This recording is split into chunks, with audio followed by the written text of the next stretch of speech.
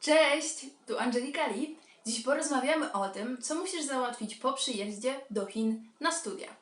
Zapraszam. Jeśli się jeszcze nie znamy, to cześć, jestem Angelika i mieszkam w Chinach. Mój kanał jest poświęcony życiu w Chinach i wszystkiemu, co z tym związane. Także jeśli do końca nie interesuje Cię temat studiów w Chinach, zachęcam Cię do obejrzenia pozostałych moich filmów. Nagrałam kilka filmów na temat jedzenia, kto nie lubi jedzenia. Także myślę, że na pewno coś znajdziecie dla siebie, gdzieś tu Wam podlinkuję. A wszystkich zainteresowanych tematem zapraszam do oglądania. I tak jak już wspomniałam, ten odcinek jest skierowany głównie dla osób, które wybierają się na studia do Chin. Tym odcinkiem chcę Wam pomóc, bo ja też kiedyś byłam na Waszym miejscu i szykował się mój pierwszy przyjazd do Chin i nie wiedziałam, jak to będzie wyglądać, więc chcę Wam pomóc. Zaczynajmy. Jeśli wyjeżdżasz do Chin na studia, to przypuszczam, że dostałeś stypendium, także gratuluję. To jest naprawdę coś. I wybierasz się tu po raz pierwszy. I co? I przyjeżdżasz tu i pierwszy dzień, jetlag, zmęczenie, nie rozumiesz Chińczyków, ciężko jest Ci się wypowiedzieć, a do tego masz załatwiać wszystkie formalności. No trochę słabo. Więc co w tej sytuacji zrobić i jak ułatwić sobie życie? To, czym ja się z Wami podzielę, to są moje doświadczenia i to, za co jestem bardzo wdzięczna mojej uczelni, to to, że zorganizowali nam wolontariuszy, którzy pomogli nam pozałatwiać większość z tych formalności. Oczywiście byli to studenci chińscy mojego uniwersytetu. Jeśli Wasza uczelnia sama czegoś takiego nie zorganizuje, radziłabym pójść do biura dla studentów zagranicznych i poprosić nauczycieli, by Wam kogoś przydzielili. Możecie też to zrobić przed przylotem.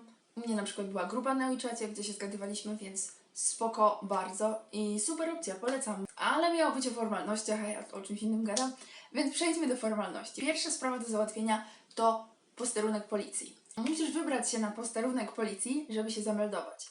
Weź dokumenty ze szkoły, skan paszportu i jeśli w tym odcinku będę wspominała o skanach paszportu, chodzi mi o skan strony z danymi osobowymi i o skan Twojej wizy. Więc skany paszportu i paszport. I idziesz na ten posterunek, oddajesz te dokumenty, oni Cię tam rejestrują, dostajesz dokument zwrotny z potwierdzeniem tej rejestracji, który musisz zachować, bo jest Ci on później potrzebny. I to w sumie tyle. Druga sprawa. Potrzebna Ci jest chińska karta SIM. Może najpierw opowiem swoje doświadczenia z wyrabianiem pierwszej karty SIM, a potem jakie rady mam. Tak jak już wspomniałam, mieliśmy przydzielonych wolontariuszy, więc poszłam z moją wolontariuszką wyrobić kartę SIM i poszłyśmy do punktu jakiejś tam sieci na terenie naszego kampusu. Te wszystkie punkty na kampusach są dość małe i tam dowiedziałam się, że ja na swój paszport nie mogę wyrobić karty SIM, bo ten punkt jest po prostu za mały i oni nie obsługują obcokrajowców. Tu jest moja pierwsza rada. Wybierz się do punktu, który jest poza kampusem szkoły, który jest duży, żeby móc załatwić to na swoje nazwisko. Druga rada. Wybierz dobrą ofertę. Ja już w jednym z moich filmików, konkretnie o podróżowaniu po Azji, wspominałam, że ludzie tu chcą Cię naciągnąć. Zdarzyło mi się to też w tej sytuacji. I jak to wyszło? Poszłam do jakiegoś tam punktu, mniejsza. I pani, która tam była, zaoferowała mi taką ofertę 100 juanów, czyli około 65 zł na miesiąc. Tak, nieograniczony internet. Mówię, no dobra, no spoko, niech będzie. Dla porównania dla Was, teraz za 100 juanów mam dwie karty SIM i Wi-Fi. I oczywiście, co jest Ci potrzebne do załatwiania karty SIM? Paszport. Także weź go ze sobą. Sprawa numer 3 to załatwienie konta w banku. Jeśli jesteś na stypendium i Twoja uczelnia będzie Ci przesyłać pieniądze na życie, dowiedz się, jakie oni mają wymagania co do tego, w jakim banku założysz konto. To robi im jakąś różnicę. I co jest Ci potrzebne do wyrobienia konta w banku? W zasadzie numer telefonu i paszport i to powinno być ok. Jak już wyrobisz to konto, oczywiście zanieś swój numer konta na uczelnię, żeby mogli Ci przelewać stypendium. Kolejna kwestia to badania zdrowia. I ja wiem, że wokół tych badań krąży wiele historii, wiele jakichś sprzeczności. Postaram się Wam opowiedzieć to, co jest moim doświadczeniem.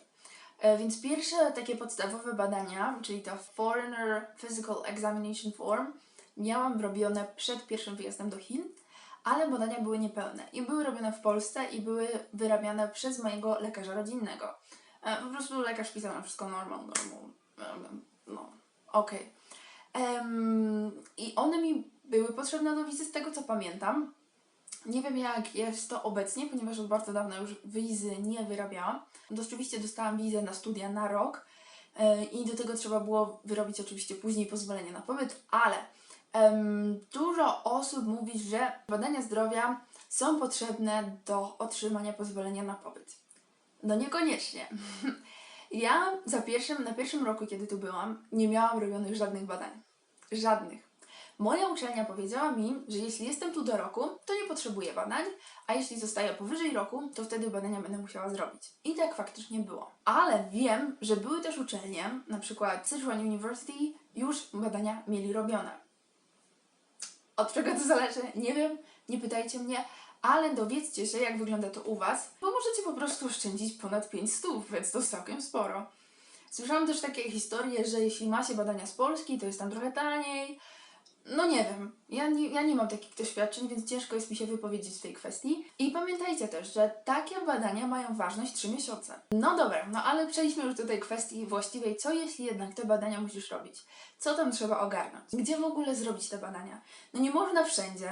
Akurat w Chengdu jest taki jeden określony punkt przy Tongzilin. Dla tych, co mieszkają w Chengdu, zostawię adres w opisie. I myślę, że w innych miastach jest tak samo, więc sobie sprawdźcie. Więc to nie jest tak, że idziesz do pierwszego lepszego szpitala i będzie ok. No nie. Tu musisz mieć certyfikat, że wszystko jest spoko. Ten konkretny punkt w Chengdu jest otwarty od 8 do 11. Polecam być tak koło 10, bo jak byłam kiedyś przed 8, to było strasznie dużo ludzi. No dobra, no to wybieramy się do tego punktu i co? Wchodzimy tam, bierzemy taki druczek, wypełniamy tam podstawowe dane, podchodzimy do recepcji, tam oddajemy ten kwestionariusz i potrzebne są nam 3 zdjęcia. Nie pamiętam jaki format, więc niestety Wam nie powiem. I co, z tym wypełnionym wnioskiem idziemy tam do kolejnej recepcji, tam już płacimy docelowo za badania. I za badania zapłaciłam ponad 500 yuanów. Zeszło mi tam z godzinę, tak myślę. Oddałam w okienku ten formularz i po 3 dniach miałam wyniki. Więc spoko, sprawnie. I po 3 dniach trzeba tam oczywiście przyjść i odebrać wyniki i certyfikat zdrowia. Co Ci tam jeszcze może być oczywiście potrzebne? Wspomniałam o 3 zdjęciach, no myślę, że paszport i weź jeszcze raz ze sobą skany paszportu. To tyle, jeśli chodzi o badania. Ostatnim krokiem jest wyrobienie pozwolenia na pobyt. Z tego co mi wiadomo, jest to zazwyczaj wyrabiane w przypadku studentów, którzy zostają tu na rok i dłużej. Jak to ogarnąć? W Chengdu, z tego co mi wiadomo, są przynajmniej 2 punkty, a przynajmniej ja byłam w 2 różnych punktach, żeby to wyrabiać. Pierwszego nie pamiętam, bo pojechaliśmy tam z uczelnią, także nie wiem jak tam się dostać. A drugi punkt jest w samym centrum przy Tianfu i tam też byłam ostatnio. I co jest Ci tam potrzebne? Dokumenty ze szkoły oczywiście, paszport, skany paszportu. Jeśli tego nie zrobisz, to akurat w Chengdu, w tym ośrodku jest darmowe drukowanie. Zdjęcie, wydaje mi się, że jedno i dość jasne. Moje było za ciemno, więc musiałam tam wykonać i też było za darmo. I oczywiście zaświadczenie o zdrowiu. No i co, miałam te wszystkie dokumenty, wybrałam się tam, musiałam znowu wypełnić wniosek, dostałam numerek, dość długo tam czekałam. Czekałam ponad 1,5 godziny, nie było tam jakichś szczególnych formalności. Na ten konkretny dokument czeka się 10 dni roboczych, czyli w sumie 2 tygodnie i płaci się przy odbiorze kartą. To było z tego co pamiętam 400 yuanów. W trakcie, gdy Twoje pozwolenie na pobyt jest wyrabiane, Ty dostajesz taką karteczkę. Oczywiście potem musisz pójść tą karteczką, żeby je odebrać. I ono służy Ci jako paszport, więc możesz podróżować z tą kartką na terenie kraju. Tyle na dziś dzisiaj. Mam nadzieję, że odcinek Wam się podobał, że był pomocny. Jeśli macie jakieś inne pytania dotyczące studiów w Chinach, dawajcie mi znać. Już trochę tu mieszkam, już trochę wiem. Przypominam o możliwości subskrybowania kanału, do czego zachęcam. Jeśli podobał Ci się ten film, zostaw lajka. Naprawdę serce mi rośnie, gdy widzę taki pozytywny odzew. I co? Dziękuję Wam na dzisiaj. Do następnego. Pa!